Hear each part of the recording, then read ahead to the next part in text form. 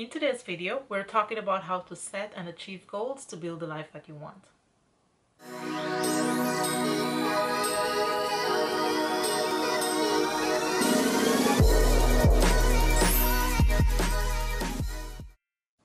Hey guys, it's Shama from Happy Living Now, where we share everything money management, maximizing wealth, and living a happy and rich life.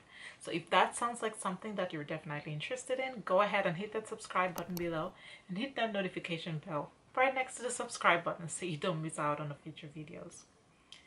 Alright guys, so today we're discussing how to go about setting goals and actually achieving those goals to build your best life. Now, I recently did a video on living your best life, and I'll link that up in the cards above and in the description box below so you could take a look at that. But in that video, I shared some tips and tricks on how to actually live your best life. And this video, it's kind of a follow-up or a kickback on that video because to actually live your best life, you need to know what you want out of life in the first place. And so in today's video, we're talking about some tips and tricks to help you set goals and actually achieve those goals so you can start building and living your best life. So the first tip to setting goals is to know what you want out of life. Now, when I say know what you want out of life, I mean, what do you want to achieve out of life? What do you visualize yourself as having or as being? When you close your eyes, what's the version of yourself that you're most proud of? Now, once you visualize that version of you, that's what you're building a life towards, pretty much. Now, once you visualize your proudest self, you want to define your enough. And by that, I mean you want to be able to write down or assess what are the things that you want out of life that were you to get to that point today. Or when you do get to that point in the future, you're going to be satisfied, you're going to be content, and you're not going to be chasing after more things out of life. So, for example, is your enough having a small house on farmland with a husband or a spouse or a partner and some kids? Or is your enough having a mansion in the suburbs and your partner and your kids and having luxury vehicles? Or is your enough just being a minimalist and traveling the world? These are things that you have to figure out for yourself. What is your enough? Because that's where you start to be able to help you to start building the life that you want. So once, and again, I want to make sure that I do add a key point here is when you're deciding what your enough is, don't compare yourself to the Joneses. Okay, and if you don't know what that phrase means, it's basically not creating a life for yourself based on trying to keep up with what everybody else is doing. Don't try to create your enough by evaluating what your best friend might be doing or someone else, a past high school classmate, just so that you can prove that you're at the same level. When you're creating your enough, when you're deciding your enough, when you're thinking about what you want to achieve out of life, genuinely think about it for yourself. Don't compare yourself to the Joneses because that's not going to help you. Okay? All right, so now that you've figured out what you want out of life, you know what you want your life to look like, you're going to write down your goals. And so you want to write down the overarching goals, the big picture goals. If your goal is to have a mansion, I want to have a mansion. That's a goal.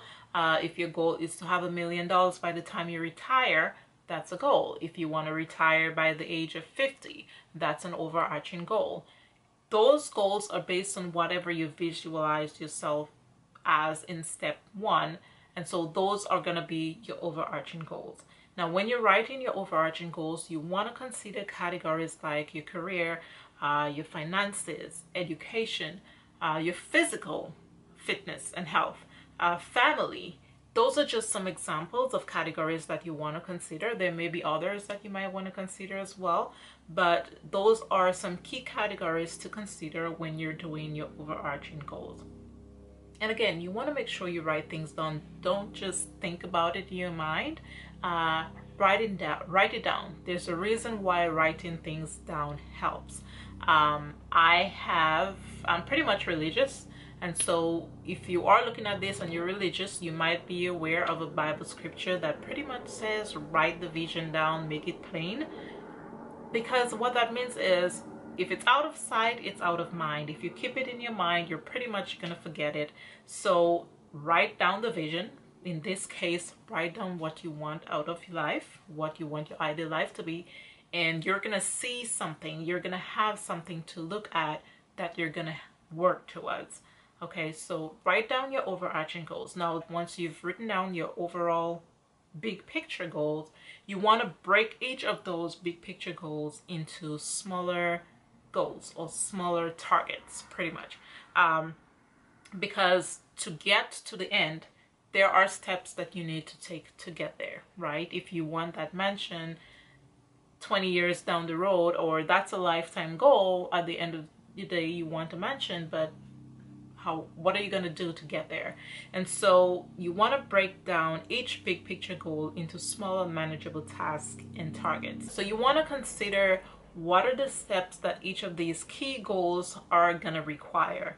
Okay, consider breaking down those goals too into certain time periods. So if you have a lifetime goal, you also may want to consider breaking those down into steps or smaller goals that you want to accomplish in 5 years, in a year, in 6 months, 3 months, a month, a week, day. Like, you want to break them down in small time increments, so that way you're constantly working towards the bigger picture. Now, you also want to consider organizing your goals or your smaller manageable goals in SMART. The acronym is SMART. And again, what that means is you want to write down goals that are specific, measurable, attainable or achievable, relevant, and time bound. Okay, so you don't just want to be general when you're writing down goals.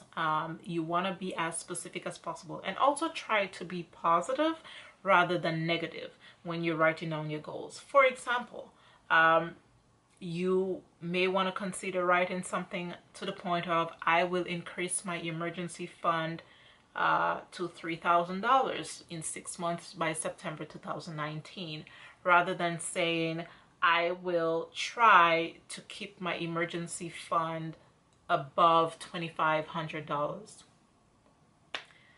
The first one, the first phrase, it's specific, it's measurable, it's something that hopefully is most likely attainable. That would be something you have to evaluate based on your income and your finances, but hopefully it's achievable and it's attainable. It's relevant. You want to increase, it's going to help you work towards that future that you're looking to build, and it's time bound. You want to achieve that in 6 months.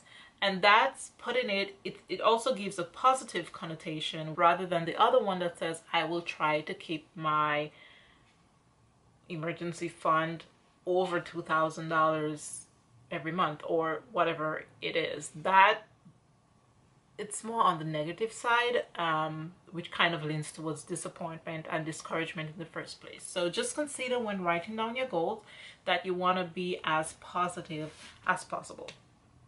You want to also be precise. Again, that's being specific. It flows in line with, the SMART acronym, but you want to be as precise as possible to know exactly what you want to achieve. And so you also want to prioritize. You may have a lot of goals, and then you may actually be overwhelmed when you've written down everything that you want to accomplish and see that you have so many goals that you want to accomplish. So it's important to prioritize, because that's gonna help direct you as to the goals that you should focus on first.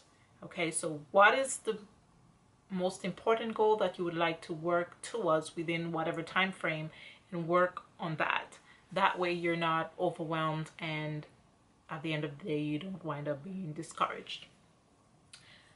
The next step is to, once you've written down your goals and you've broken them down into smaller manageable tasks and targets, you want to set time periods for which you will be able to revisit and review those goals periodically.